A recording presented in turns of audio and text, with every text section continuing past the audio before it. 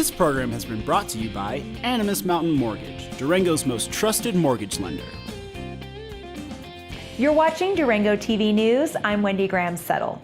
The American Civil Liberties Union of Colorado has sent the city of Durango a strongly worded letter warning the city that it was in violation of the constitutional rights of our homeless population for failing to provide a place to camp.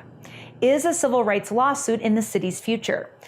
News Director Deborah Uroda has the latest developments in the city's treatment of our homeless population. The city of Durango may be walking on thin constitutional ice and could be facing a civil rights lawsuit after closing the area's only sanctioned homeless camp located adjacent to Greenmont Cemetery. The American Civil Liberties Union and the National Law Center on Homelessness and Poverty sent an 8-page letter to the city of Durango late last week, warning the city that enforcement of its no camping ordinance without providing an alternative place for the homeless to sleep violates their constitutional rights and constitutes cruel and unusual punishment. City officials declined to comment on the letter, but did meet in an emergency executive session on August 28th to confer with the city attorney. The warning was sent to the city after faith-based organizations working with the homeless contacted the ACLU last week about the camping ban.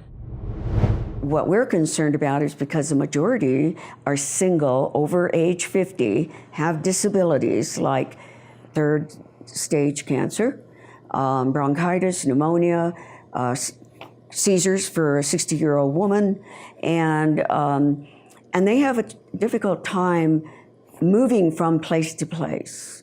So I have been hoping that the city would sit down with not only our faith-based group, but also with the homeless, because if you do not include the homeless, then you're going to offer something that they may not like.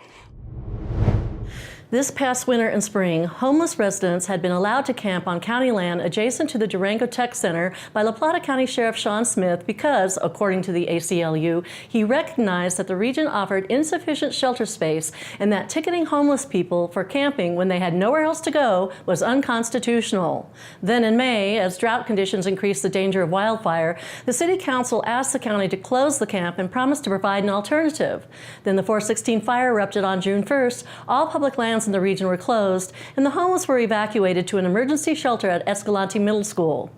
When the evacuation center closed, the city offered a temporary campsite adjacent to Greenmont Cemetery, but required campers to break down their tents and leave every morning.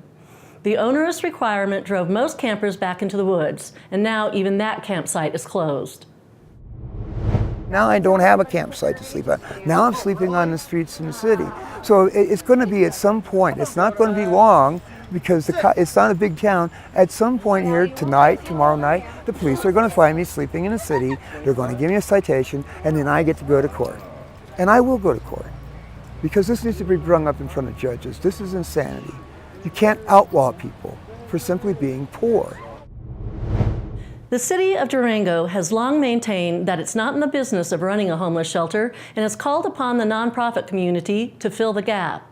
But Donna Mae Bacot, Executive Director with Community Compassion Outreach, says the city needs to work with nonprofit organizations to address the issue. Community Compassion Outreach is a nonprofit affiliated with Durango Christian Church that's currently working with other faith-based organizations to operate a transitional housing camp that will provide homeless residents with stability and support as they move into permanent housing. But until those organizations can raise the money to operate a transitional housing camp, Bacot says the homeless residents need a place to sleep, and that's why she contacted the ACLU about the city's camping ban. All we need is from the city or the county to say, okay, we'll give you guys a couple of acres or whatever, and go ahead, allow people to come in their tents, allow them to live in, and manage it. You know, we can manage it. We will not manage any camp that forces them to take their tents down every day either. In the meantime, several homeless residents told Durango TV News that the camping ban has been a major setback on their road to stability. As it stands, I can't see my mental health getting any better, and I can't see myself moving forward. And I am worried that it will digress to the point where I cannot consistently be a social person, cannot consistently deal with other people and maintain a healthy relationship with the environment I live in. I will go crazy. Try going without sleep for 1 week. They made it illegal to camp in the city. They made it illegal to camp in the county. It's illegal for me to be a homeless person on BLM or National Forest because that's considered a residence and that's not allowed. So homeless people are not allowed to camp on BLM or National Forest. i.e. you've made me an outlaw. I'm not allowed to be anywhere. I'm a human being who has no right to exist.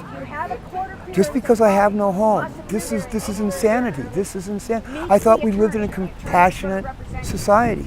The rules and regulations and ordinances that have been written out is not out of compassion. It's certainly not out of compassion.